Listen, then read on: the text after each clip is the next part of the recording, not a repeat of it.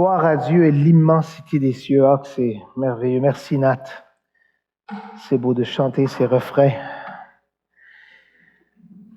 Dans la petite chapelle, je vous l'ai déjà dit, je me répète, il y a un vitrail sur lequel il y a une effigie de Jésus. Je sais que certains d'entre vous, vous n'aimez pas les vitraux, le côté un peu religieux de cet édifice. Pour moi, ça fonctionne bien. Moi, j'aime bien, ça me rappelle mes voyages en Europe. Ça connecte pas avec l'anxiété religieuse d'un passé qui ne fait pas partie de moi. Donc, moi, j'aime les vitraux me parlent.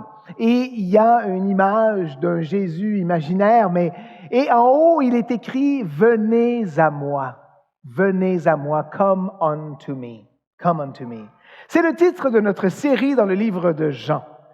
Parce que quand on va dans un évangile, on vient à lui. Hein? C'est ça l'idée. Je pense que chacun d'entre nous devrait lire des évangiles plus souvent parce qu'on a besoin de savoir qui est ce Jésus, qu'est-ce que ce Jésus veut pour nous, c'est quoi sa personnalité, son identité, comment fonctionne-t-il, quel est son plan pour nous. Vous allez voir, aujourd'hui, on apprend à le connaître d'un autre angle, encore une fois. Alors, venez à moi, je prie que, alors qu'on réentre dans le livre de Jean, et on sera là pendant bien, bien longtemps, que vous allez aller à Jésus. Alors, faites fi de nous, enlevez-nous du chemin et regardez-le lui. Cherchez-le lui, aimez-le lui. Et j'espère que ces humbles enseignements-là vont stimuler encore une fois votre connaissance de Jésus et que vous serez encore plus en amour avec la façon dont il fonctionne. En tout cas, c'est l'effet que ça a pour moi. Je prie cela pour vous. Prions là-dessus. Seigneur, parle à cette congrégation de toi. Parle de toi au cœur de ces hommes, de ces femmes, Seigneur, de ta beauté, de ta bonté, de ta générosité, de la façon dont tu es pleinement humain, pleinement homme et pleinement Dieu à la fois, et que tu nous comprends, tu saisis nos petitesses, nos faiblesses, nos besoins, et tu es tellement bon, tu es tellement généreux. C'est ça qu'on voit aujourd'hui dans ce premier miracle, ce premier signe dans le livre de Jean, chapitre 2. Bénis cette congrégation qui s'expose à ces longs enseignements-là. Garde-les éveillés. Aide-moi à ne pas les ennuyer. Et toi, vraiment, révèle ta grandeur et ta beauté par ta parole. Au nom de Jésus. Amen. Amen. Le titre de notre étude, le premier miracle. Si quelqu'un a soif, qu'il vienne à moi et qu'il boive. Le premier miracle. Si quelqu'un a soif, qu'il vienne à moi et qu'il boive. On est dans Jean chapitre 2, on a passé plusieurs mois dans Jean chapitre 1, et évidemment on a eu la série d'été, on a fini le livre de la Genèse, et là on va se concentrer sur Jean pendant belle lurette. Je ne sais pas combien de temps, mais nous allons être là un bout. Et on sait que Jean, c'est tellement extraordinaire qu'on pourrait être là bien, bien longtemps. Nous sommes dans Jean chapitre 2, verset 1. Suivez dans vos Bibles, s'il vous plaît. On ne met pas les textes de base sur l'écran. Chapitre 2, verset 1. 3 jours après, il y eut des noces à Canaan, en Galilée. La mère de Jésus était là, et Jésus fut aussi invité aux noces avec ses disciples. Le vin ayant manqué, la mère de Jésus lui dit, « Ils n'ont plus de vin. » Jésus lui répondit, « Femme, qu'y a-t-il entre moi et toi? Mon heure n'est pas encore venue. » Verset 5. Sa mère dit au serviteur, « Faites ce qu'il vous dira. » Or, il y avait là 6 vases de pierre destinés aux purifications des Juifs et contenant chacun 2 ou 3 mesures. Verset 7. Jésus leur dit, « Remplissez d'eau ces vases. » Et ils les remplirent jusqu'au bord. « Puisez maintenant, leur dit-il, et portez-en à l'ordonnateur du repas. » Et ils en portèrent. Quand l'ordonnateur du repas eut goûté l'eau changée en vin, ne sachant d'où venait ce vin, tandis que les serviteurs qui avaient puisé l'eau le savaient bien, il appela l'époux et lui dit, « Tout homme sert d'abord le bon vin, puis le moins bon vin après qu'on s'est enivré. Toi, tu as gardé le bon vin jusqu'à présent. » Et verset 11, « Tel fut à Cana, en Galilée, le premier des miracles que fit Jésus. Il manifesta sa gloire et ses disciples crurent en lui. » Quel texte incroyable! Mais quel premier miracle surprenant! Vraiment surprenant. Je pense qu'on a tous pensé à ça en lisant ces textes-là, enfin au début de notre conversion.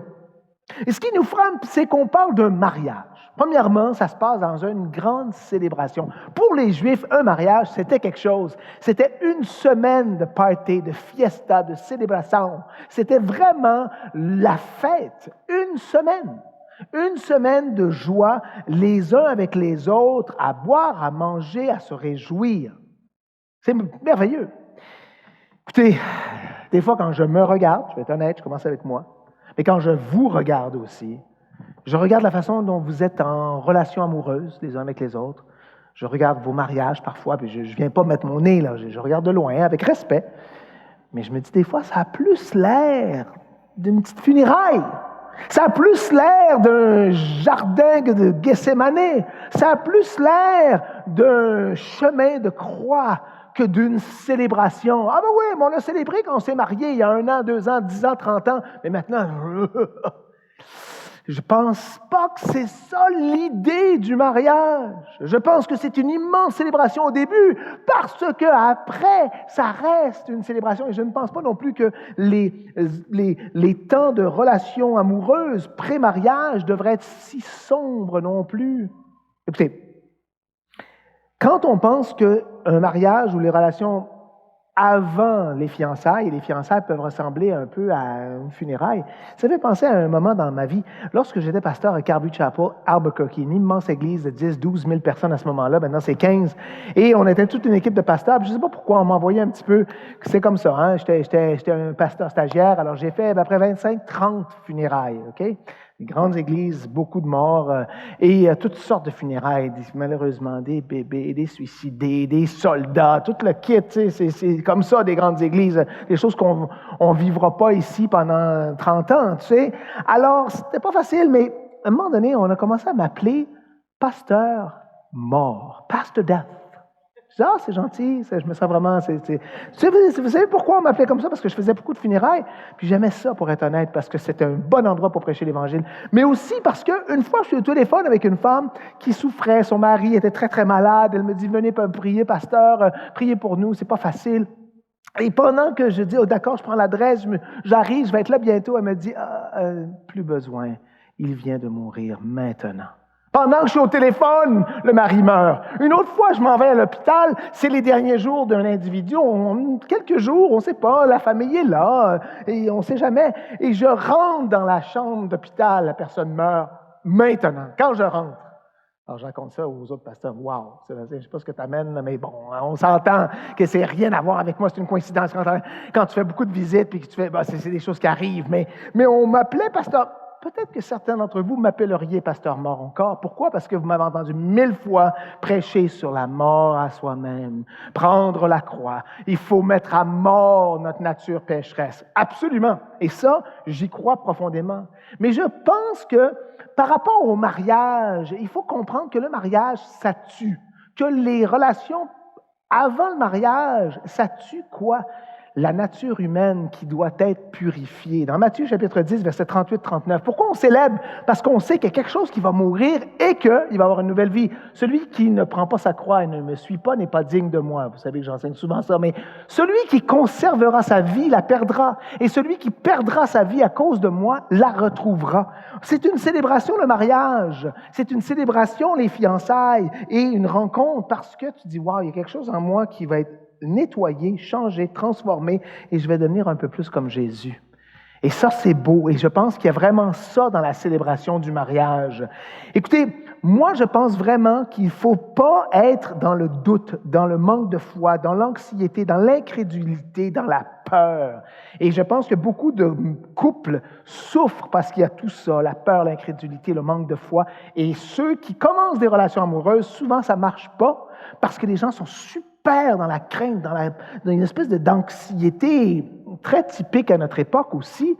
Et écoutez, il y a 2 versets là-dessus. Dans 2 Timothée, chapitre 1, verset 7, pour les mariés et pour ceux qui commencent des relations et qui entrevoient prendre un café avec un individu, ce n'est pas un esprit de timidité que Dieu nous a donné, mais un esprit de force, d'amour et de sagesse. Écoutez, courage! Courage, oh non, c'est pas possible. Puis là, tu es dans le mariage, tu es marié depuis 1 an, 3 ans, 4 ans, puis c'est pas possible. Courage, ça va aller, Dieu va travailler. Allez chercher de l'aide, allez chercher de la relation d'aide. Essayez pas de faire un mariage. Vous êtes dans un mariage qui est complexe. Vous n'êtes pas tout seul. En 2 mots, tous les mariages sont complexes. Ça fait 30 ans que je fais la raison d'être, je n'ai jamais vu un mariage parfait, mais jamais. Mais ce qui fait qu'un mariage est meilleur qu'un autre, c'est que c'est des gens qui, 1, reconnaissent, qui ont des défis, et 2, vont chercher de l'aide. Hey man, c'est difficile. Comment vous faites ça? Tu peux faire ça avec un couple, tu peux faire ça avec un pasteur, tu peux faire ça avec un psychologue. Fais-le. Fais pas ça tout seul. 1 Jean, chapitre 4, verset 18, aussi pour ceux qui commencent des relations amoureuses, la crainte n'est pas dans l'amour.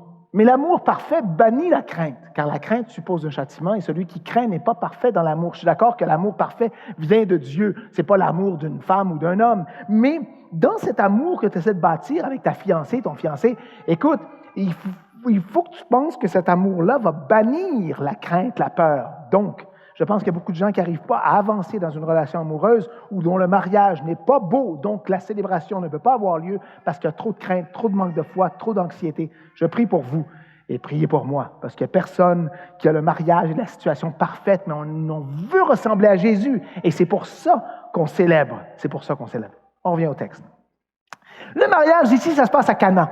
Cana, c'est pas très loin de la Galilée, c'est pas très loin de Nazareth, à peu près 14 kilomètres de Nazareth. On ne sait pas exactement c'était où. Ça pourrait être Khirbet Cana, qui aurait été la ville à ce moment-là. Maintenant, c'est une ville en ruine, donc on ne sait pas exactement. Mais on sait que c'est un endroit spécifique. Ce n'est pas imaginaire. Dans Jean chapitre 4, verset 46, il retourna donc à Cana, en Galilée, où il avait changé l'eau en vin. Il confirme le miracle. Il y avait là à Capernaum un officier du roi dont le fils était malade. Donc, pas très loin. Capernaum, c'est sur la Galilée. C'est pas très loin de Cana. C'est pas très loin de Nazareth. C'est toute la même région. Ici, au verset 2, on voit que Jésus fut invité aux noces avec ses disciples. Comment ça se fait que Jésus est invité à des noces avec ses disciples? Bien, c'est intéressant de voir que juste un peu au préalable, au verset 49, on voit Nathanaël. On parle de Nathanaël, 48-49 du chapitre 1. Vous vous souvenez, on a parlé de lui il y a bien longtemps. Alors, Nathanaël, regardez dans Jean 21, 1 et 2. Et là, j'essaie de faire une connexion. Pourquoi Jésus est invité à un mariage? Ça vient d'où, cette affaire-là? Après cela, Jésus se montra encore aux disciples sur les bords de la mer de Tibériade. Ça, c'est la Galilée. Et voici de quelle manière il se montra. Simon, Pierre, Thomas, appelé Didyme, Nathanaël, on l'a vu, qui devient maintenant un des disciples, de Cana en Galilée. Donc, Nathanaël venait de Cana. OK? Donc, Nathanaël aurait peut-être invité Jésus. Et les disciples, dont il fait partie, il dit « Hey les gars, j'ai des bons amis qui se marient. Venez, ça va être un beau moment. » Ou peut-être c'est dans la famille de Nathanaël. En tout cas, il y a une connexion qui fait que Jésus se retrouve dans un mariage. Il est invité, Jésus. Et ce qui nous frappe, c'est qu'il y va. Il n'est pas, dans un monastère. Il n'est pas toujours sur une montagne en train de prier. Il n'est pas déconnecté, mais il participe. C'est pas comme certains d'entre nous. Certains d'entre nous, des fois, moi, je participe plus ou moins aux trucs chrétiens, puis je participe plus ou moins aux trucs non-croyants. Finalement, je suis dans une espèce de zone grise. Je ne suis pas vraiment en communion fraternelle. Je ne suis pas vraiment en communion avec les gens du monde. Mais oui, à ce moment-là, c'est où ton témoignage? Où est-ce que tu peux encourager les frères et les sœurs? Où est-ce que tu peux être une lumière pour les non-croyants? Jésus y allait, on le sait. Il était là. James Montgomery Boyce, qui est un pasteur-auteur extraordinaire d'une autre époque, il dit « Je crains que si certains chrétiens que je connaissais étaient le modèle, il y aurait très peu à attendre de la vraie joie et du vrai bonheur ou des bons moments de la vie chrétienne. Certains chrétiens se promènent avec des regards sombres et de longs visages. S'ils se retrouvent, écoutez bien, un jour en compagnie de quelqu'un qui passe du bon temps, ils soupçonnent immédiatement que la cause du plaisir est soit illégale, immorale ou engraissante, dit James Montgomery Boyce. Ah oui, mais les autres, ils s'amusent parce qu'ils sont dans la chair. Ils s'amusent parce que c'est le péché. Ils s'amusent parce qu'ils boivent trop, ils mangent trop. Non, ils s'amusent parce que... Non, c'est pas normal, ça devrait pas être comme ça. Alors, il y a des gens, Jésus n'était pas comme ça. Il n'était pas dans ce jugement-là. Oui, on va voir que c'est sûr que l'intoxication ne fait pas partie du plan de Dieu. On s'entend là-dessus. Mais vous allez comprendre un peu plus tard. Donc, il est invité et il y va. Dans Luc 7, 34, 35, le Fils de l'homme est venu, mangeant et buvant. Tiens. Et vous dites, c'est un mangeur et un buveur, en anglais, wine bibber. Hein? Ça révèle un ami des publicains et des gens de mauvaise vie. Mais la sagesse a été justifiée par tous ses enfants. Jésus allait là où les gens buvaient du vin, où les gens faisaient la fiesta pour le mariage, qui fait quelque chose de très noble, ou pour autre chose, qui peut être peut-être moins commun. Mais Jésus était là. Lui et ses disciples sont invités. Alors là, je veux vous inviter à comprendre que Jésus allait là, et évidemment, lui et Jésus, il est parfait, il dit les bonnes choses, il est pur, il est sans péché. Mais les disciples, eux, sont allés. Les disciples qui sont tout à fait imparfaits dans leur vie. Hein? Ils sont imparfaits, les disciples. Ils pensent de façon imparfaite, ils agissent de façon imparfaite. On le voit au fil des différentes histoires des évangiles. Mais eux aussi sont invités. Dans Matthieu 10, 40, regardez pourquoi. Celui qui vous reçoit, me reçoit. Celui qui me reçoit, reçoit celui qui m'a envoyé. Quand tu vas dans un mariage, quand tu vas dans une fête, quand tu vas dans un party de bureau, quand tu vas avec d'autres chrétiens, tu représentes Jésus. Tu es un ambassadeur de Christ, d'accord? Tu n'es peut-être pas toujours à l'œuvre avec une badge, un chapeau, un veston. Non, mais tu es là. Les gens vont dire, qu'est-ce qu'il y a de différent? C'est quoi que tu représentes quoi? C'est quoi ton deal? Et tu vas souvent avoir l'occasion de parler un peu de Jésus, un peu de Dieu, puis peut-être que les gens ne voudront pas en savoir plus, mais il faut que tu représentes celui qui t'a envoyé, Jésus-Christ, qui a été envoyé par le Père. C'est quelque chose, c'est merveilleux. Mais avant de saisir ça, je veux prendre un petit aparté pour dire, mais c'est quoi un disciple? Les disciples l'accompagnent. C'est quoi un disciple? Évidemment, on sait que c'est la liste de ces 12 hommes-là qui suivent Jésus, avec un traître parmi eux. Mais un disciple, regardez, c'est vous et moi. Ça ressemble à quoi un disciple? Je vous donne une définition d'un disciple. La définition est une personne qui adhère aux enseignements d'un autre. C'est un suiveur ou un apprenant. Il fait référence à quelqu'un qui adopte les habitudes de quelqu'un d'autre. Appliqué à Jésus. Un disciple est quelqu'un qui apprend de lui à vivre comme lui. Wow! Tu apprends de lui à vivre comme lui. Et quelqu'un qui, à cause de la grâce de Dieu, parce que ce n'est pas parce qu'on est meilleur, qui l'a réveillé, à cause de la grâce de Dieu qui l'a réveillé, adapte ses paroles et ses voix aux paroles et aux voix de Jésus. Est-ce que c'est toi? Est-ce que tu adaptes tes paroles et tes voix aux voix et aux paroles de Jésus? Ça, pour ça, mon frère, ma soeur, il faut que tu lises la Bible. Ça, mon frère, ma soeur, il faut que tu sois à l'Église, il faut que tu sois avec d'autres chrétiens qui ont une foi sérieuse en Christ Jésus. Premièrement, tu te nourris à la source, le Christ Jésus lui-même, par ses paroles. Et ensuite, tu te nourris les uns des autres avec des bons écrivains, ça fait du bien, écrivains femmes et hommes qui aiment Jésus, leur témoignage, tout ça. Mais les uns avec les autres, on devient, oui, man, il me semble que Christ, c'est comme ça qu'il nous invite à voir, à parler et à vivre. Tu deviens un disciple.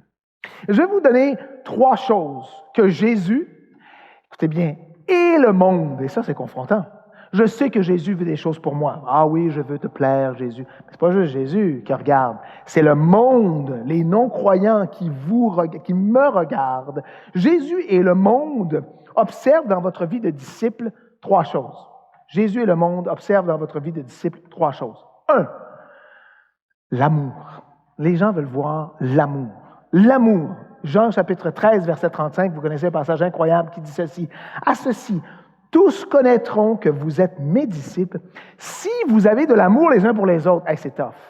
Parce que parfois, on n'a pas beaucoup d'amour les uns pour les autres. Dans une petite église, bon, peut-être c'est pas si mal. Dans des plus grandes églises, ça devient plus complexe. Ensuite, avoir de l'amour pour des chrétiens de d'autres styles de démarche, d'église. On se juge, on est tough. Même à l'intérieur d'une même église, on peut être dur les uns avec les autres. Et tu sais quoi? Jésus nous regarde. Mais le monde nous regarde, « Wow, man, vous vous aimez même pas. Vous n'êtes même pas disposés, disponibles les uns pour les autres. Pourquoi est-ce que je voudrais croire ce que tu crois? » 1, Jésus regarde et le monde regarde notre amour. Numéro 2, pour être disciple de Jésus qui plaît à Christ et aux hommes, c'est l'attitude de serviteur. C'est de l'amour en action. Dans Jean 13, 12, 15, regardez ça. Après qu'il leur eut lavé les pieds et qu'il eut pris ses vêtements, il se remit à table et leur dit, « Comprenez-vous ce que je vous ai fait? Vous m'appelez Maître et Seigneur, et vous dites bien, car je le suis.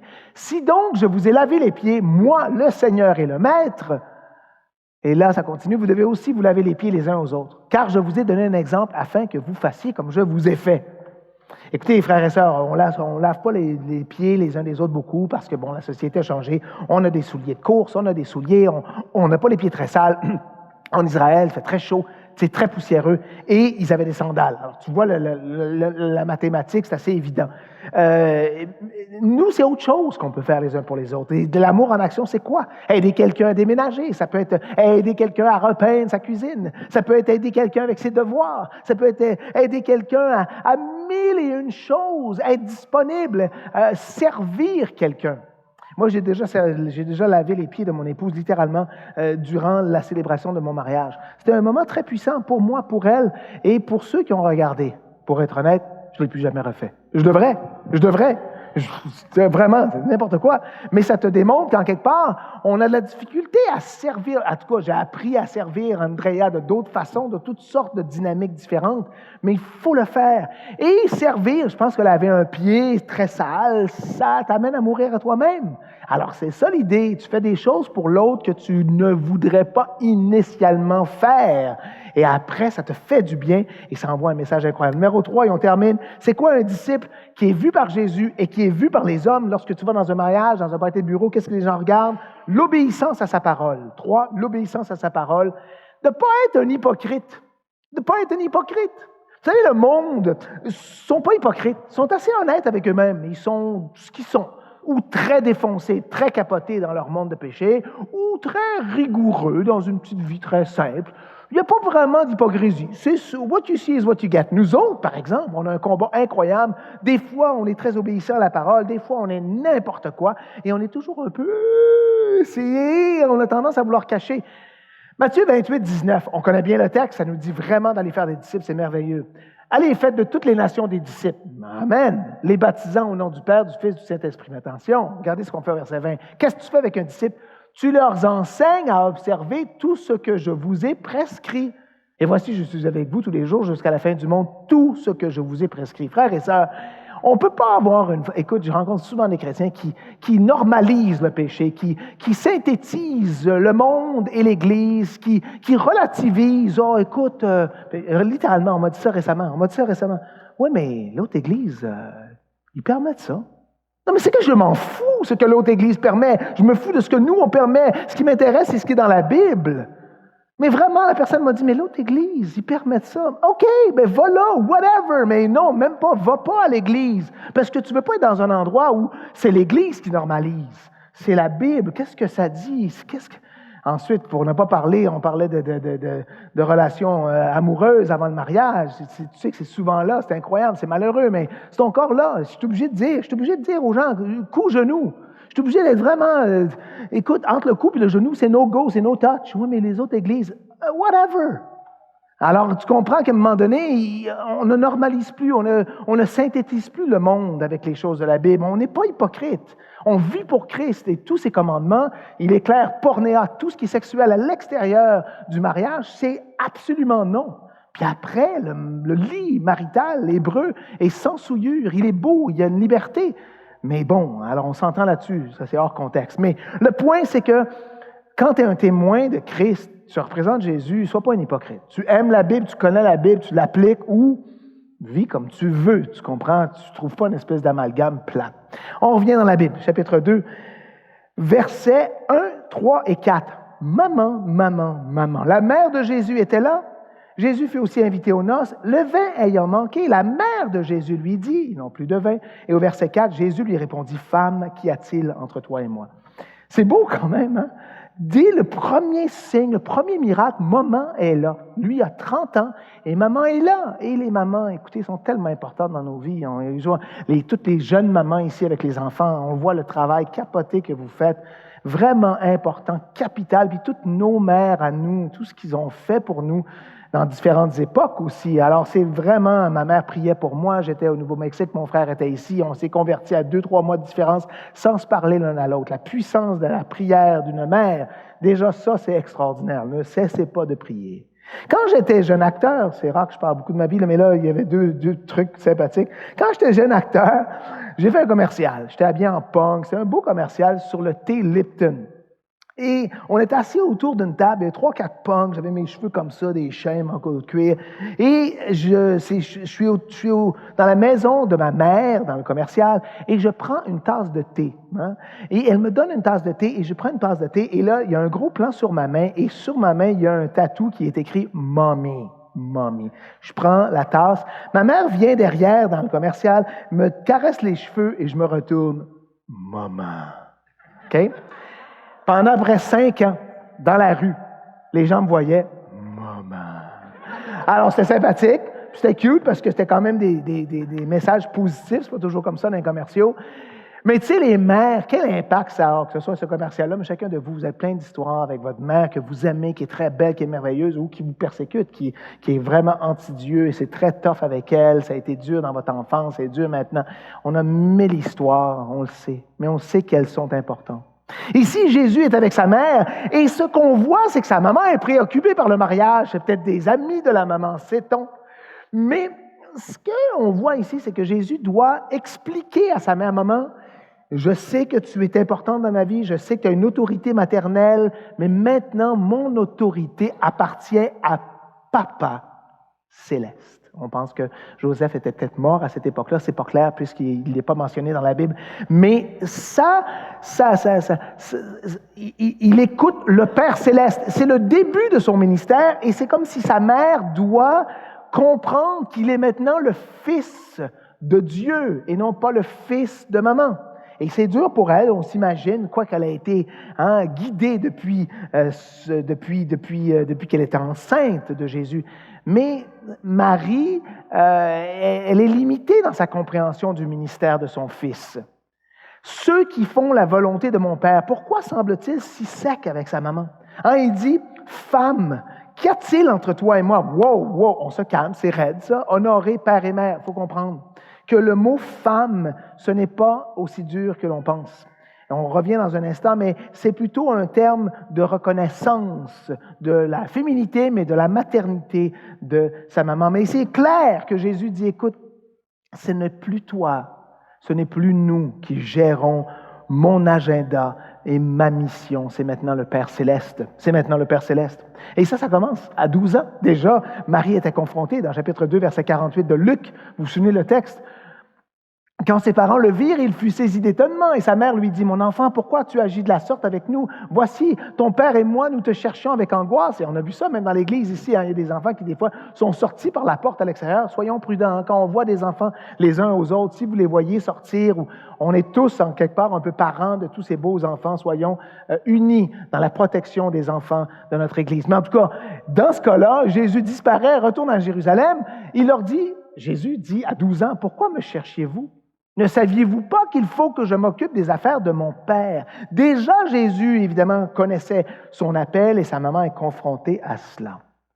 Mes amis, Jésus avait une mission très précise et l'agenda de maman, hey, c'est beau, c'est gentil de sa part, elle veut aider cette fête-là, ne peut prendre prévalence. Est-ce que vous avez reconnu votre appel céleste? Et est-ce qu'il y a des gens qui veulent prendre prévalence sur cet appel? Est-ce qu'il y a des gens près de vous, aussi gentils, merveilleux qu'ils soient, vos enfants, votre épouse, époux, vos meilleurs amis, vos patrons, des gens qui ont une influence sur vous, veulent que vous changiez l'horaire et l'orientation de votre appel pendant un temps. On va à l'église plus tard. Sers Dieu plus tard. Donne ta dîme plus tard. Maintenant, il faut payer pour le hockey de nos enfants. On ne peut pas, là. Il faut garder nos yeux sur la mission qui est ta carrière. C'est ça la mission première. Mauvaise réponse.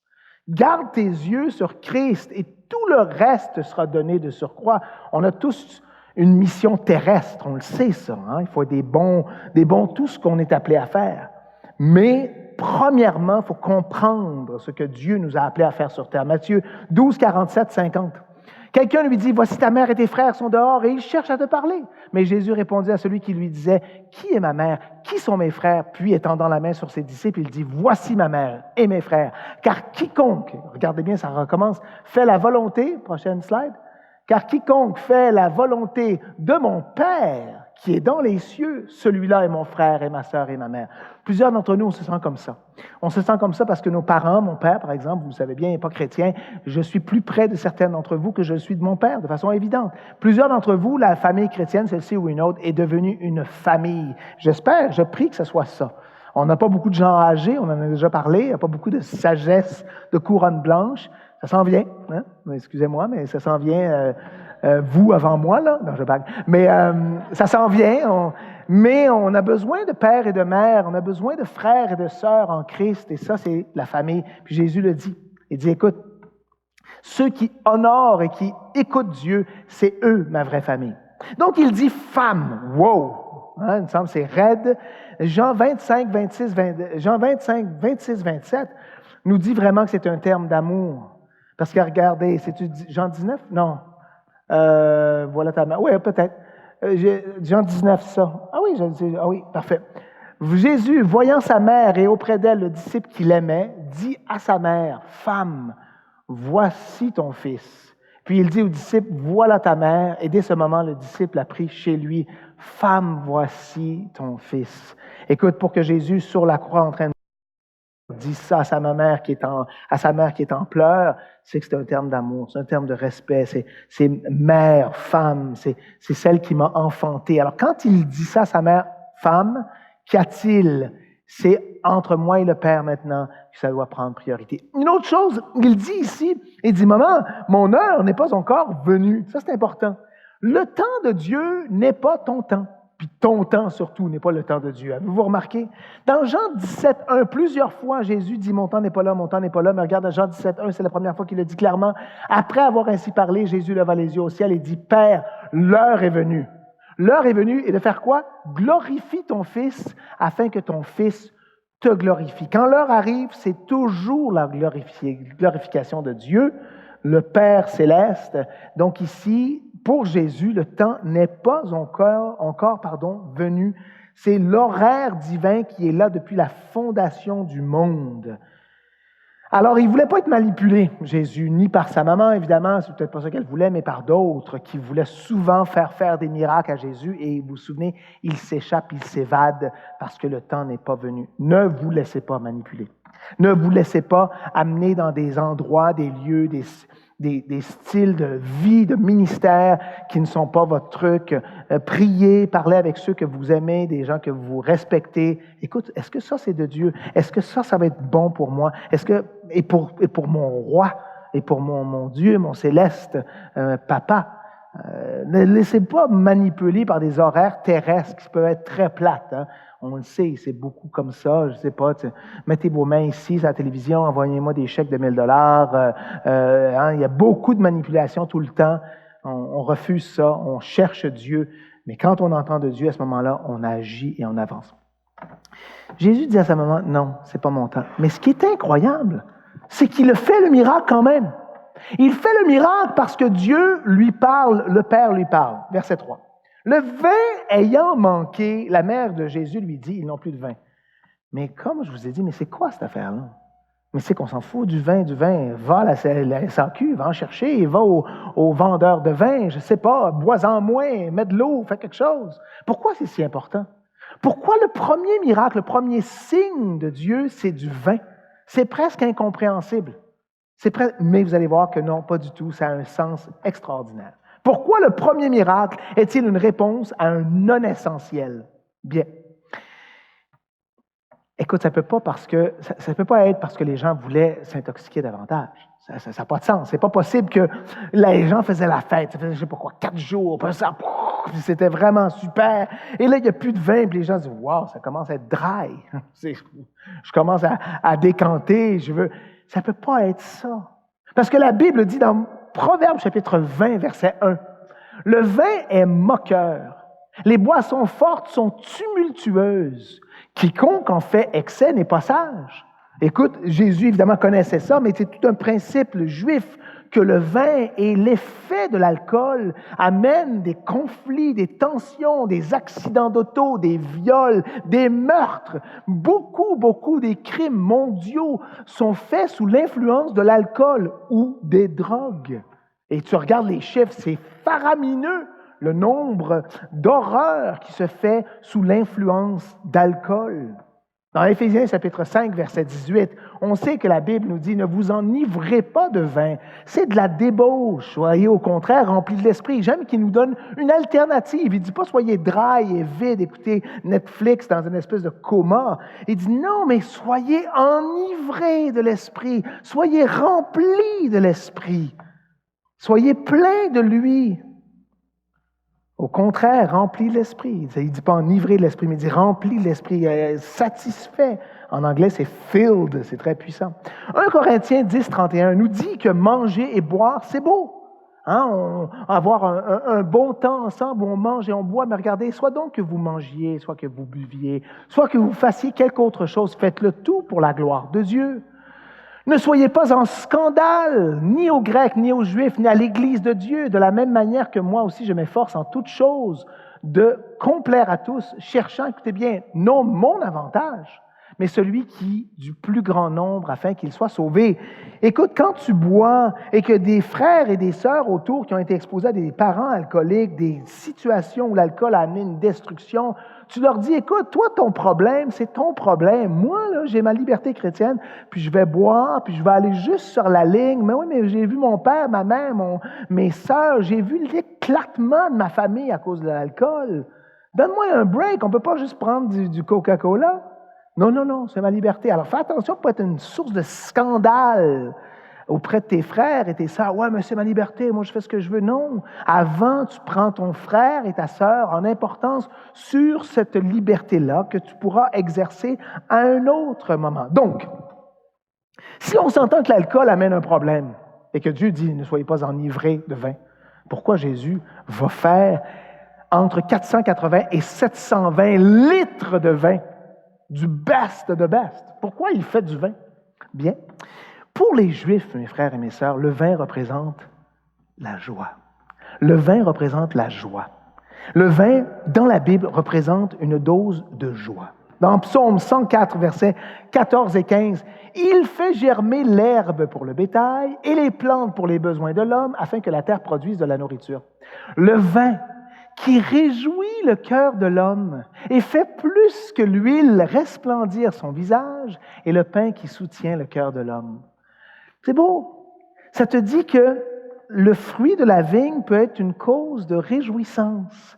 Parce que souvent, en prenant un verre de vin, deux, tu rassembles les gens ensemble, tu es ensemble, tu blagues, tu manges, tu as un petit camembert, c'est la fête, quoi. Tu célèbres un mariage, tu fais un toast, wow! Et il y a une célébration, et pour les Juifs, c'était particulier, c'est différent pour nous, évidemment. Proverbe 31, 6, ça nous dit « Donnez des liqueurs fortes à celui qui périt, et du vin à celui qui a de l'amertume dans l'âme. » C'est même confrontant. Certaines minutes, tu viens nous dire de ne pas nous enivrer, mais ça parle d'être joyeux, un petit verre de vin avec des amis, et dire, écoute, Dieu t'aime, et il n'est pas tout le temps, tu ne vas pas manger de la terre, tu ne vas pas manger du je ne sais pas quoi, un morceau de pain sec. Non, c'est l'abondance avec Dieu. L'abondance. Dans Ésaïe 55, 1, regardez, ça dit, vous tous qui avez soif, venez aux eaux. On en reparle tout à l'heure. Même celui qui n'a pas d'argent, venez acheter et manger. Venez acheter du vin et du lait sans argent, sans rien payer. Le vin, le lait, le miel représentent l'abondance, la joie, la célébration qui devrait marquer nos vies. On revient sur le vin et sur l'alcool tout à l'heure et les effets néfastes lorsqu'on ne comprend pas que, évidemment, l'abondance nous vient de Dieu, pas de l'effet de l'alcool. Quelles sont les raisons possibles pour lesquelles il a manqué de vin? Alors là, je me posais des questions. Je me disais, attends une minute, pourquoi il n'y a pas de vin? C'est quoi cette affaire-là? C'est des fêtes d'une semaine. Les Juifs, ils le savent. Ça fait partie de leur...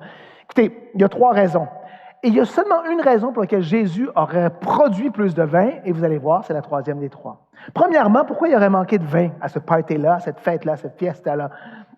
Bien, une exagération dans la consommation. Eh oui, si tu bois trop, tu n'en as plus. Alors, si tu célèbres quelque chose et que tu vas trop loin, ben il n'y en a plus. Alors, le plaisir qui pourrait durer est pris de façon exagérée et c'est destructif parce qu'il y a d'autres moments où tu ne peux plus profiter des bénédictions, et dans ce cas-là, du vin. Deuxièmement, procrastination et mauvaise planification. Alors, les gérants de la fête, ceux qui ont organisé, peut-être même le mari et les parents du marié, n'ont pas bien planifié. Oh, on n'aura pas grand monde. Et là, Jésus arrive avec ses disciples. Il y a même des gens qui ont dit, on manquait de vin parce que Jésus et les disciples sont arrivés. Sérieusement, dans des commentaires bibliques, ils disent ça. Oui, mais les disciples, wow! Alors, ils ont pris les derniers, 15 litres. Non, ça n'a pas de sens. Mais de toute évidence, ils ont mal planifié peut-être. Il manque du vin parce que les gens célèbrent. Puis il y a plus d'amis qui sont venus de Canaan et de Galilée. Puis, possible. Mais troisièmement, et très probablement parce que Jésus s'approchait souvent de ces gens-là, c'est un manque de ressources. Un manque de ressources. Le vin, ça coûtait cher.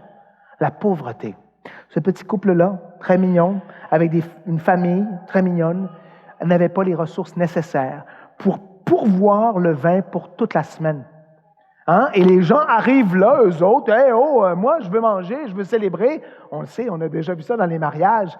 Les gens, ils viennent, ils ne sont pas toujours là pour les bonnes raisons. Et là, ils manquent du vin. Alors, ça dure une semaine, c'est toute une fête. Et il faut que vous compreniez que Jésus connaît bien la culture juive. C'est très sérieux quand il manque de vin. C'est une humiliation pour la famille, tellement qu'on nous dit que les Juifs pouvaient te donner une contravention de plusieurs sous juifs à l'époque, de shekels. Ça te coûterait très cher parce que tu as humilié la famille, tu as mal organisé ta fête, et donc c'était une humiliation sociale et possiblement financière. Jésus voit ça. On pense que Jésus répond au troisième problème, qui est la pauvreté et le manque de ressources. Et il le fait, j'aime bien le mot français, sans vergogne. Sans vergogne, ça veut dire sans honte. Il le fait, il pourvoit du vin en quantité massive, vous allez voir dans un instant, pour, le plaisir. Pour le plaisir, même la Bible va plus loin, pour la jouissance. Pour la jouissance. Confrontant. 2 Corinthiens 9, 8 et 9. Et Dieu peut vous combler de toutes sortes de grâces, afin que, possédant toujours en toutes choses de quoi satisfaire à tous vos besoins, vous ayez encore en abondance pour toute bonne œuvre. Selon qui est écrit, il a fait des largesses, il a donné aux indigents, sa justice subsiste à jamais. Il donne à ceux qui ont moins, il donne en abondance. Il s'occupe de vos besoins, et le besoin dans ce cas-là, c'était le vin. Le besoin, c'était la joie, c'est un mariage. Moi, je te dirais que la vie chrétienne, c'est un mariage. C'est ça l'idée, c'est que ta démarche en Christ, ton amour avec Jésus et l'amour réciproque que tu reçois, c'est un mariage toute la vie céleste, toute la vie terrestre. Et oui, dans le mariage, on s'est entendu, il y a des moments difficiles, on s'entend là-dessus. Mais qu'en majorité, ta vie maritale avec Christ sur terre devrait être joyeuse. Tu ne peux pas manquer de vin, tu ne peux pas manquer de joie, tu ne peux pas ne pas être satisfait en lui. Donc, c'est pour ça qu'il amène du vin au mariage, grand symbole de sa satisfaction pour nous. Philippiens chapitre 4, verset 19. « Et mon Dieu pourvoira à tous vos besoins selon sa richesse avec gloire en Jésus-Christ. » 1 Timothée 6, 17 recommande aux riches du présent siècle de ne pas être orgueilleux, de ne pas mettre leur espérance dans des richesses incertaines, mais de la mettre en Dieu. Et la plupart d'entre nous sommes riches, certains plus que d'autres, mais on doit mettre notre espérance en Dieu, qui nous donne, écoutez bien, avec abondance, toutes choses pour que nous, et ça le dit, nous en jouissions. Et ce n'est pas juste « Ah, j'apprécie, merci, c'est bon ». Non, wow, tu es tellement généreux, bon, extraordinaire, satisfaisant, jouissif. Tu me donnes tout ce que je pouvais espérer. Oui, des fois, non, ce n'est pas beaucoup d'argent, ce n'est pas beaucoup de santé, ce n'est pas beaucoup de voyages. Ça peut même ne pas être beaucoup d'amour, mais ça va être un sentiment de sens, d'accomplissement, de satisfaction. Et en plus, avec du vin, avec des amis, avec une bonne église, avec un bon travail. Par moments, tu as des moments où tout va bien, et tu te dis, t'es vraiment bon. Souvenez-vous de ces moments-là. Quand les choses sont difficiles, souviens-toi de toutes les bénédictions que Dieu t'a fait. On a parlé de ça lorsqu'on parlait des béatitudes. Verset 5. La mère de Jésus recommande. Sa mère dit aux serviteurs, faites ce qu'il vous dira. C'est intéressant, hein? La mère de Jésus recommande une obéissance totale et rapide. La mère de Jésus a compris ça. Écoutez mon fils. Écoutez le Fils de Dieu. Alors, on sait que Marie était à la fois, dans ce sens, c'est mon fils terrestre, mais elle savait évidemment qu'elle avait été appelée pour enfanter ce fils choisi, ce Messie. Frères et sœurs, est-ce que tu manques de joie dans ta vie? On en a parlé cet été, c'est coïncidental qu'on commence Jean, puis c'est ça. Est-ce que tu te sens sec, pris au piège, anxieux, inquiet? Est-ce que c'est possible que tu argumentes avec Dieu?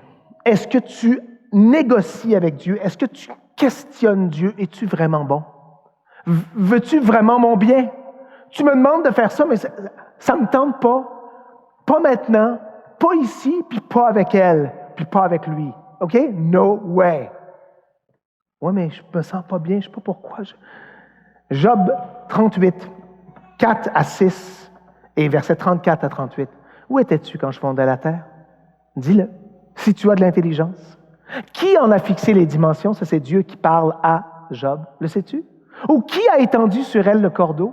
Sur quoi ces bases sont-elles appuyées? Ou qui en a posé la pierre angulaire? Et au verset 36, Job répondit à l'Éternel, puis c'est comme s'il se réveille. Voici, je suis trop peu de choses. Que te répliquai-je? Je mets la main sur ma bouche.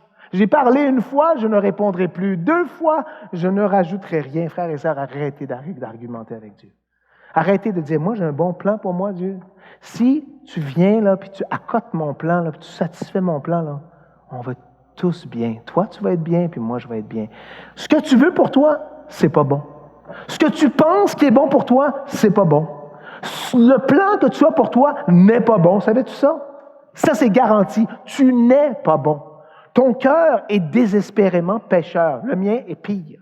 Alors moi, je veux des choses, puis je le veux maintenant, puis je suis sûr que c'est le plan de Dieu. Puis là, Dieu me fait attendre 1 an, 2 ans, 3 ans, 10 ans, 15 ans. Puis là, je dis, ouais, mais là, c'est pas correct, là, t'es pas gentil.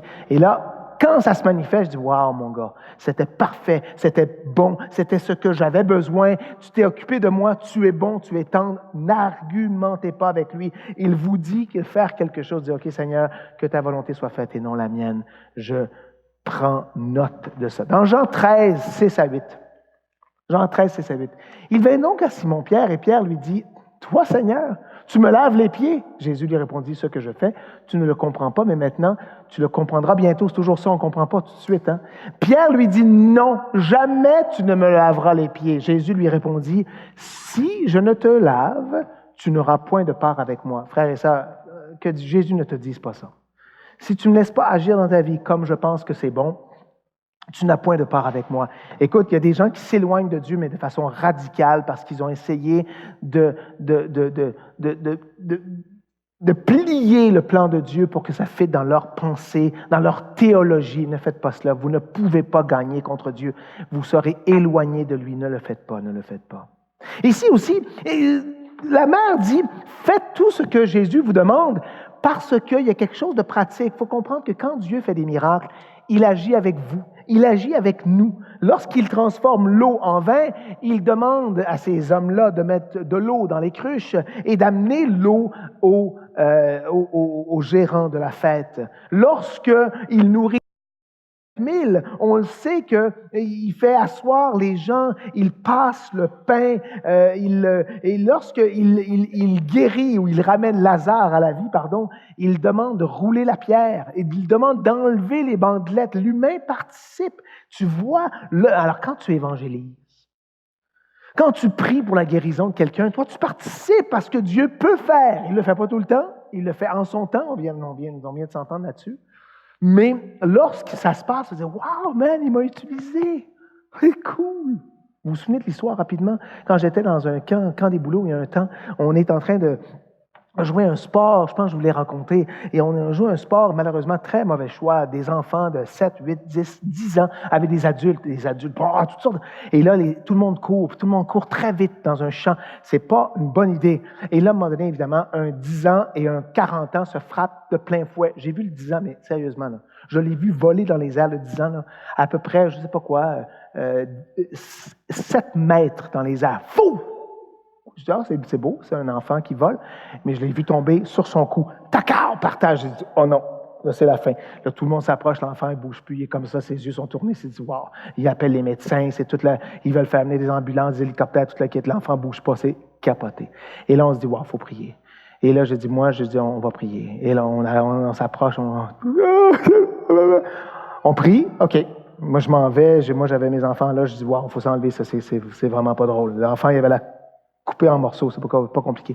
On s'en va, 10 minutes plus tard, il est en bicyclette à côté de moi.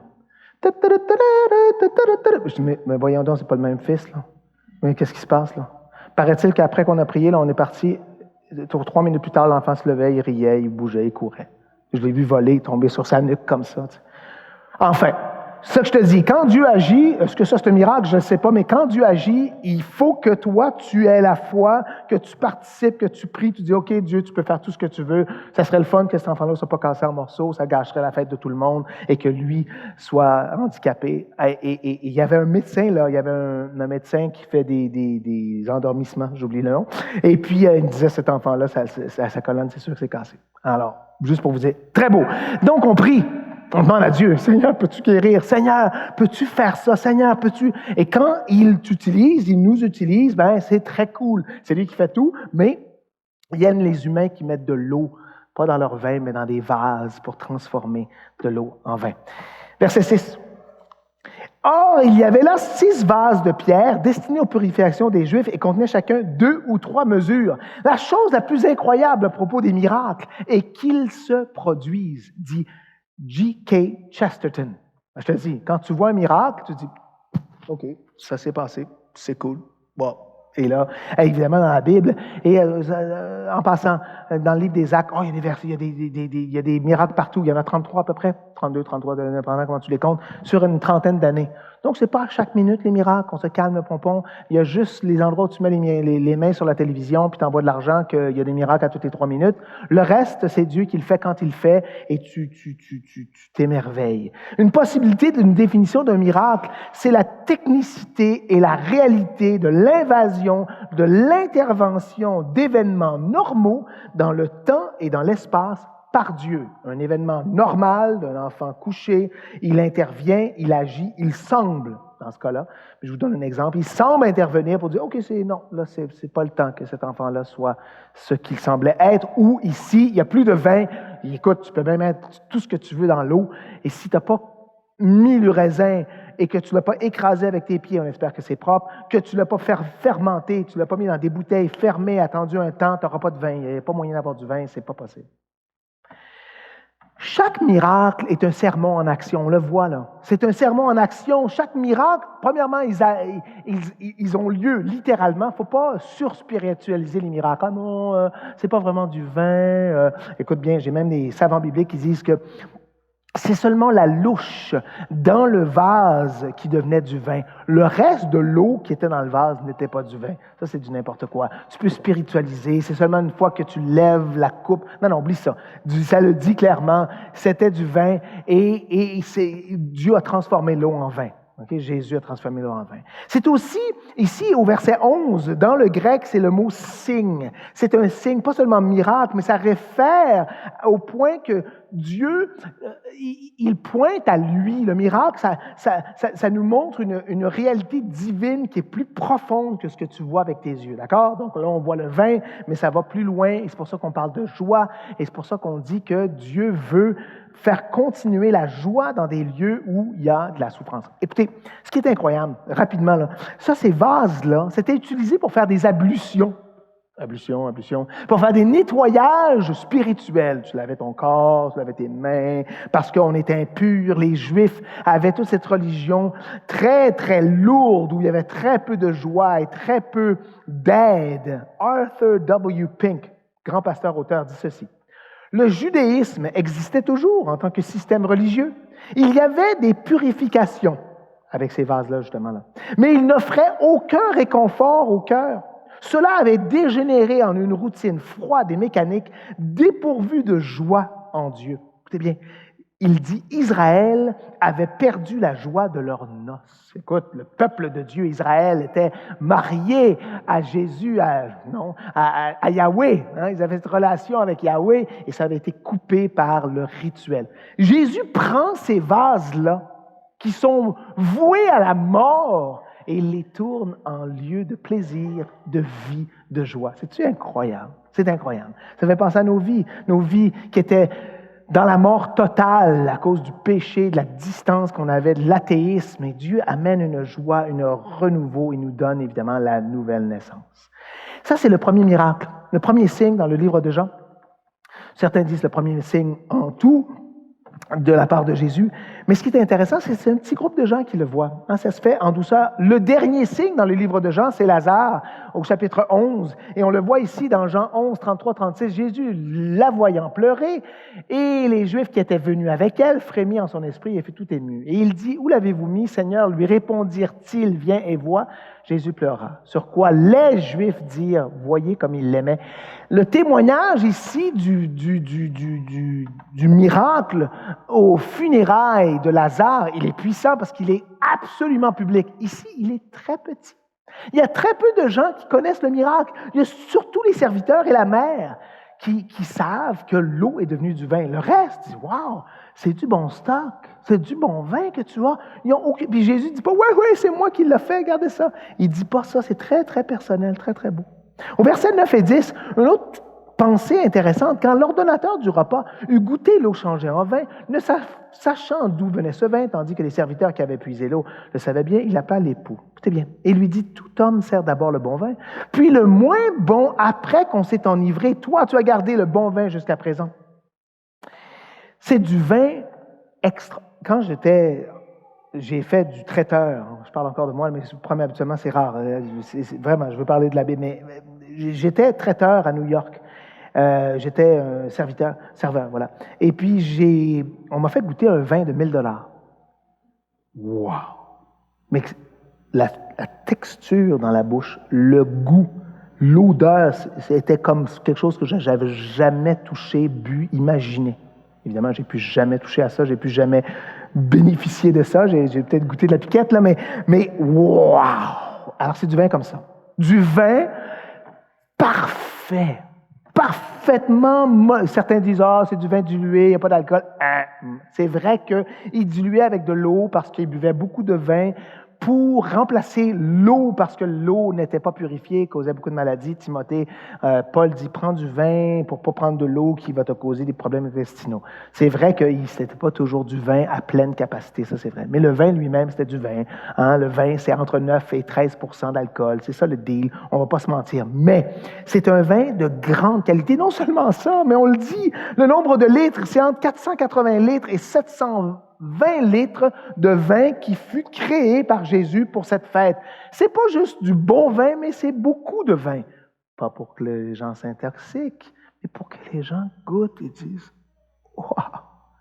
C'est donc bien gentil de nous inviter et puis de nous donner du bon vin comme ça. À la fin de la semaine, à la fin de, je ne sais pas, moi je n'étais pas là hier ou j'étais malade, puis là je bois ça, c'est tellement bon. » Ça nous parle de la vie abondante, non? Dans Jean chapitre 10, verset 10, il y a beaucoup de gens qui vont prétendre, le monde va prétendre, toi tu vas prétendre te donner des belles choses, mais regardez, le voleur ne vient que pour dérober, égorger, détruire. Moi, Jésus dit, je suis venu afin que les brebis aient la vie, d'accord, on s'entend là-dessus, et qu'elles soient dans l'abondance. Écoutez mes frères et sœurs, si tu ne vis pas dans cette abondance-là, c'est qu'il y a quelque chose que tu n'as pas saisi. Tu n'as pas goûté à ce vin-là. Tu t'es dit, non, Dieu n'aime pas le vin. Non, c'est péché, ça. On ne fait pas ça. On ne se réjouit pas en tant que chrétien. Non, là, ici, c'est dur, la vie chrétienne. Alors, mes frères et mes sœurs, on en a assez parlé cet été. Je ne veux pas cogner sur un clou, mais écoute, c'est le même quand il fait des miracles avec les pains et les poissons. Il reste plein de paniers après. C'est fou. Pourquoi? Parce qu'après, il y a des gens qui sont partis avec ça. Hier, je suis allé à une fête, il y avait de la bonne bouffe, c'était agréable. Ensuite, on m'envoie avec un panier de bouffe après. Littéralement, je dis, waouh, j'ai mangé ça aujourd'hui. André a mangé ça, on a mangé ça. C'est fun. Mais là, on peut s'imaginer les disciples et Jésus qui mangent après le soir devant un feu en se rappelant du miracle durant la journée. C'est l'abondance. Dans Matthieu chapitre 7, verset 11. Lorsque Jésus fait les choses, il le fait bien. Et nous, on se dit, si donc méchants comme vous l'êtes, vous savez donner de bonnes choses à vos enfants, il parle du Père, les pères terrestres, à combien plus forte raison votre Père qui est dans les cieux donnera-t-il de bonnes choses à ceux qui lui demandent? Écoutez, il y a des très bons papas ici, je vous vois aller, vous travaillez très fort, mais on est tous très imparfaits. On est tous un peu poches, égoïstes, autocentriques. Oh, écoute pas encore, ouais, tu te lèves encore, ouais, tu fais encore de la bouffe. Donc, on est des papas très humains. Certains d'entre nous meilleurs que d'autres, certains d'entre nous un peu plus, je ne sais pas, partis dans notre bulle, mais on fait notre possible. Mais Dieu est tellement bon. Dieu prend tellement soin de nous. À plus forte raison, votre Père qui est dans les cieux donnera-t-il de bonnes choses à ceux qui lui demandent. Alors imagine si on peut être un bon papa terrestre, imagine à quel point Dieu est bon. Et tous les papas ici veulent le bien pour leurs enfants. Dans Jacques chapitre 1, verset 17, passage incroyable, toute grâce excellente et tout don parfait descendent d'en haut, du Père des Lumières, chez lequel il n'y a ni changement, ni ombre de variation. Oh, le Père n'est pas bon. Il me fait souffrir, son timing n'est pas bon, sa situation dans ma vie n'est pas bonne. Ce n'est pas possible. Le texte le dit.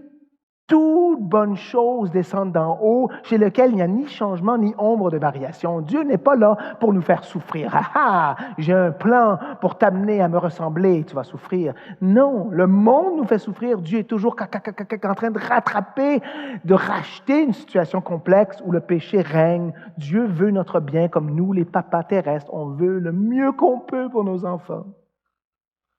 Pourquoi le vin est-il un si grand cadeau?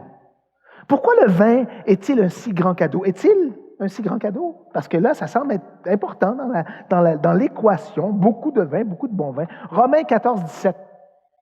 Romains 14, 17 nous dit « Car le royaume de Dieu n'est pas le manger et le boire, mais la justice, la paix et la joie par le Saint-Esprit. » Ça, là, les gens qui sont sérieux dans leur foi, on semble vraiment s'attacher à ça. Hein? Ce n'est pas le manger et le boire. Ce qui est important, c'est la justice. Un petit peu la paix. Frères et sœurs, de notre temps, on en a parlé cet été, il y a beaucoup de gens qui ont oublié l'autre partie, la joie par le Saint-Esprit. Quand on en a parlé cet été, souvent, les chrétiens n'ont pas cette joie surnaturelle, et j'aime ce mot, cette exubérance, cette marque extérieure de la joie d'être aimé, connu, sauvé par Jésus-Christ. Frères et sœurs, est-ce que vous êtes exubérants dans votre démarche en Christ? Oh, mais là, tu exagères. Non. On aime être autour des gens exubérants en Christ. Hein? Tu sais, les gens avec des barbes souriants. On va évangéliser. Là. On aime être autour de gens qui parlent de Dieu, des gens qui aiment servir, qui aiment vivre pour Dieu, qui ont lu, tu sais pas ce que j'ai lu dans la Bible, wow!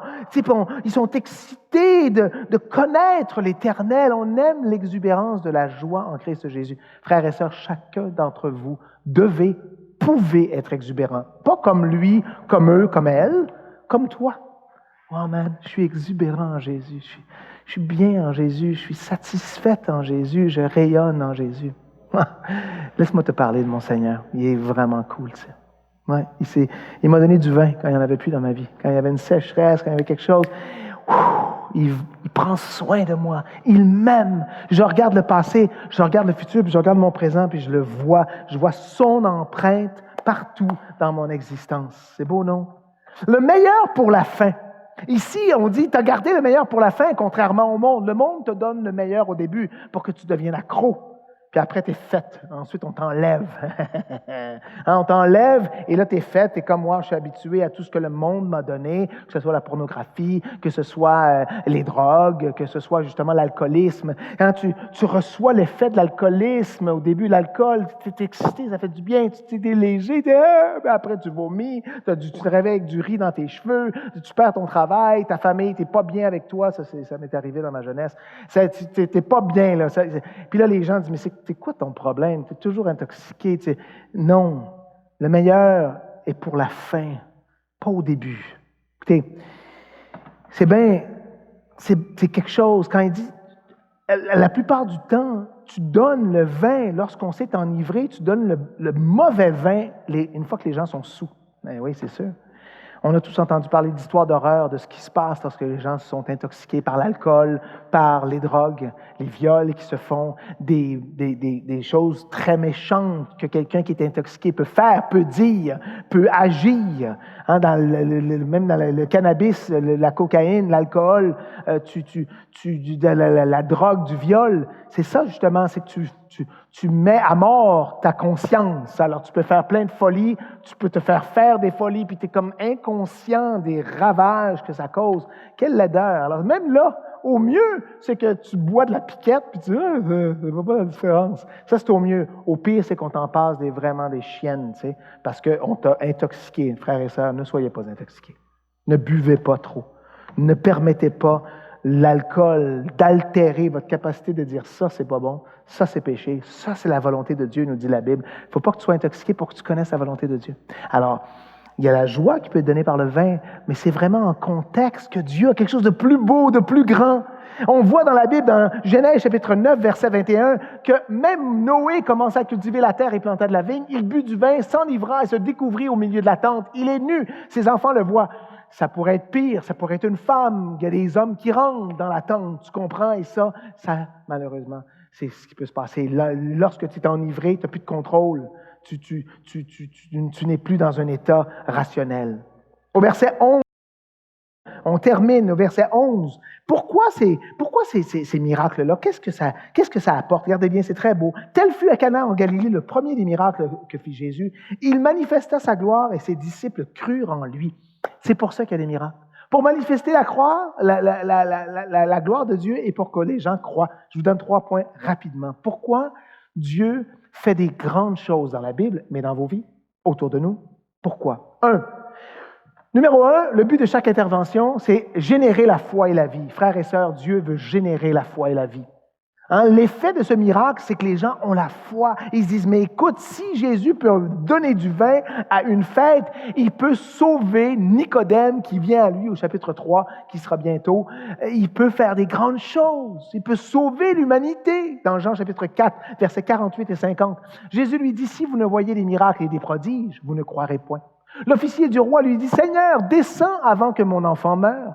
Va, lui dit Jésus, ton fils vit. Et cet homme, regardez bien, crut à la parole que Jésus lui avait dite et il s'en alla. C'est ça que ça fait. Des miracles, ça donne la gloire à Dieu et ça amène la foi et la vie. Deuxièmement, les miracles, c'est pour que sa gloire soit révélée. Pour que sa gloire soit révélée, on le voit ici, ça le dit clairement dans le verset 11, mais aussi dans Jean 1, 14, et on termine dans 1 minute, lâchez pas, il n'y aura pas de chanson à la fin. Et la parole a été faite chair. Et elle a habité parmi nous, pleine de grâce et de vérité. Et nous avons contemplé sa gloire, une gloire comme la gloire du Fils unique venu du Père. Comment tu contemples la gloire du Fils? Ben, c'est en voyant cette coupe de vin. Toi et moi, on ne voit pas Jésus, on s'entend là-dessus? On ne le voit pas, point à la ligne. Si tu le vois, tu m'en parles. Ou c'est quelque chose d'extraordinaire, un miracle, ou c'est quelque chose que tu as peut-être bu de trop. Mais on ne voit pas Jésus, mais on contemple sa gloire dans les miracles, dans l'action, l'intervention qu'il fait sur la terre. Lorsque tu bois ce vin-là, tu dis « Wow, Dieu est vivant, sa gloire rayonne, sa présence est parmi nous. » Le miracle est visible, on peut le contempler. Et troisièmement, et non le moindre, afin que la source de ta joie soit révélée. Afin que la source de ta joie, de notre joie, soit révélée. C'est pour ça qu'il y a des miracles. La joie, mes frères et mes sœurs, à l'extérieur de Christ, en Dieu vivant, ou Dieu en Christ vivant, ça va toujours arriver au bout. Ça va toujours arriver à sec. Ça va toujours avoir besoin à être refait et refait. C'est toujours limité. On va toujours manquer de vin.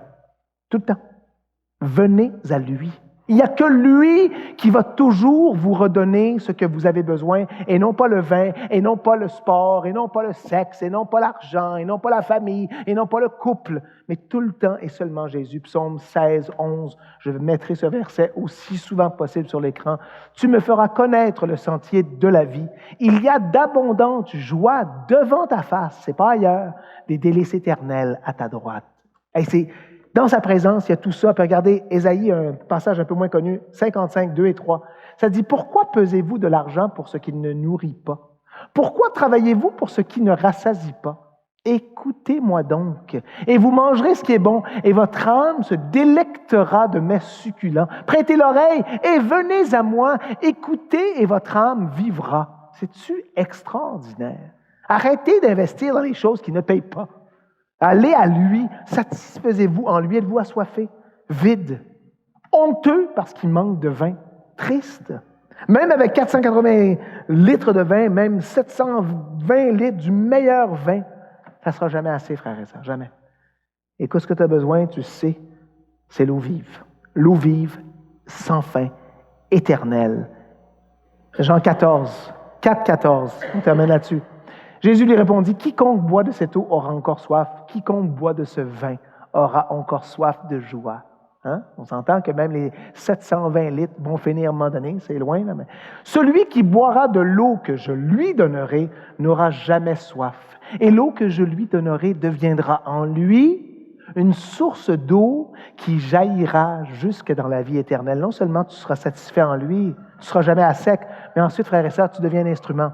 Tu deviens toi-même ton appel, justement, que tu écoutes, que tu ne laisses pas les autres te diverger dans cet appel et ce timing.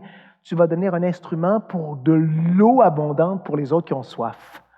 Alors, amène pas nécessairement plus de vin, mais amène plus de l'eau bouillonnante de Christ Jésus partout où tu vas. Est-ce que tu connais Christ? Est-ce que tu vis pour lui? Est-ce que tu te satisfais en lui? Est-ce que tu penses encore que le vin, la drogue, la cocaïne, le sexe, le sport, l'argent, la carrière, le ministère va te rendre heureux? Ne te leurre plus. Il n'y a seulement que lui et lui seul qui sauve et qui donne vraiment une satisfaction. J'en suis convaincu. J'ai essayé bien d'autres choses.